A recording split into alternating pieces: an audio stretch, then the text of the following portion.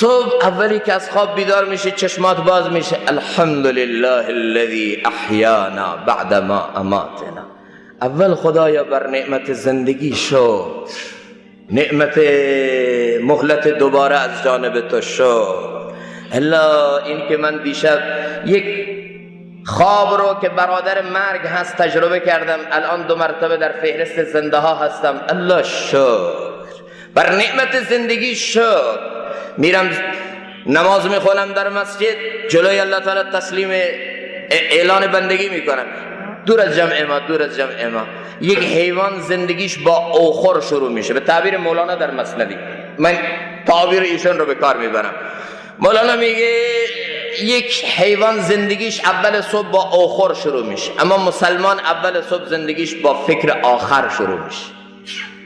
یعنی اول فکر آخر، یعنی برای یک انسانی که از الله دوره شکم مقصده، اما یک انسانی که با یک آرمان و هدف زندگی میکنه، زندگی معناداری داره، میدونه برای چی زنده.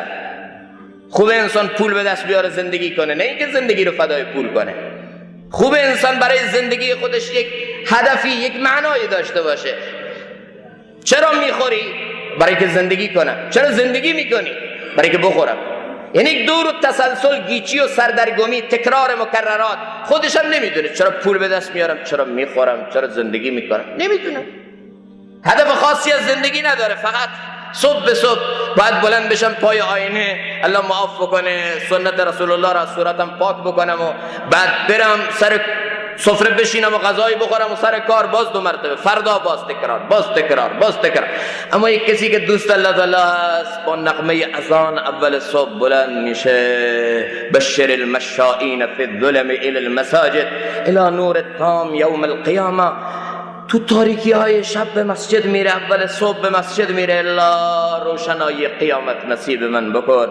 وضو میگیره، دستای خودشو میشوره، پاهاشو میشوره، اللهم ثبت قدمی یوم تزل فیه الاقدام. خدایا من اول صبح پاهامو میشورم، در قیامت قدمهای منو بر پل صراط نلرزان. با این فکر اخروی نماز خودش رو میخونه، با رب این کائنات تعلق و رابطه‌ای برقرار میکنه، میاد خانه، اعضای خانواده رو برای نماز بیدار میکنه، سفره پهن میشه، کنار سفره میشینه، حالا با شکر میخوره، با شکر. این لذت داره. یه وقتی هم هست من با شکر نه، اول صبح بلند شدم فکر آخر نیست، فقط فکر آخر. چی شد عجله. اللهم بارک لامتی فی بکورها. نبی ما دعا کرده در اول صبح امت من برکت بنداز. اما زندگی های ما امروز سبک زندگی غلط شده، تا ساعت 12 1 2 نزدیک اذان خواب، بعدن اون موقع نزدیک اذان میخوابه. موقع نماز صبح خواب، 7 موقع برکت، 6 موقع برکت، 5 صبح موقع برکت. ساعت 9 از خواب بیدار میشه، چشما پف کرده، اعصاب خراب، بدن کسل، تو یک حالت آشفتگی، داد میزنه چی شد سفره، چی شد فلان، الا آمدم، تا به خودش میجنبه، تا به اونجا میره، وقت رفت. بعد میخوایم مهندس خوبم بشیم، دکتر خوبم بشیم. متاسفانه امروز همه چیز از ما گرفته شده. امروز شما در ممالک غربی اروپایی برید، این چیزی که نبی ما گفته تو اون جامعه میبینید. بعد از نماز صبح خواب معنا نداره.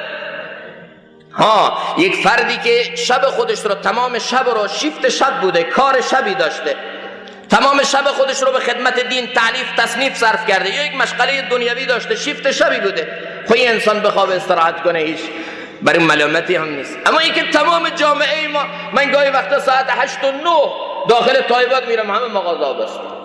الا چه خبره اینجا؟ چرا ما امروز دچار رکود شدیم؟ یکی از این عوامل اینه که ما خودمون سست و تنبل شدیم. برای مشاهده ویدیوهای بیشتر به کانال یوتیوب مفلحون سر بزنید، مشترک بشید و منتشر کنید، اجر ببرید.